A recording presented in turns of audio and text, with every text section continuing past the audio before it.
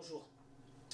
Après une augmentation des ventes, une croissance du chiffre d'affaires et l'atteinte de records en termes de résultats et de marge, la direction nous présente des propositions très moyennes pour CNAO. Elles sont à l'image de ce qui s'est fait dans les autres entreprises de la métallurgie. On pourrait presque penser que les directions de chaque boîte se sont entendues pour ne pas dépasser les 4% d'augmentation. La direction compte sur l'intéressement pour éteindre toute contestation.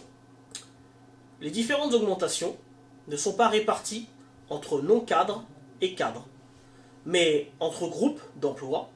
Les groupes sont donc calqués sur l'ancienne convention collective avec les APR en A, B et C, et les étames en D et E, et les cadres de F à I. Les salariés, classés en A, B et C, obtiendront donc des AGS à hauteur de 2,5% avec un talon de 55 euros. 80% d'entre eux toucheront des augmentations individuelles jusqu'à 1,3%. Enfin, les primes de performance entre 200 et 300 euros pour 70% de l'effectif. Pour ceux classés D et E, il y aura une augmentation générale de 1,7% et des augmentations individuelles jusqu'à 2,3% avec un taux de couverture de 80%.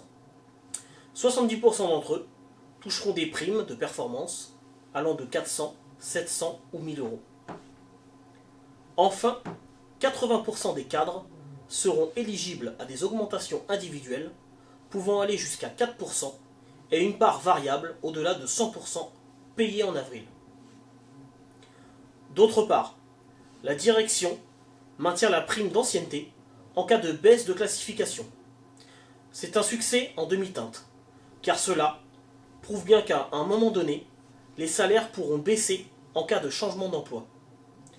Pour rappel, nous avons revendiqué un clapet anti-retour qui empêcherait toute baisse de salaire en cas de baisse de classification. Pour finir, la direction a proposé de reconduire son plan d'actionnariat.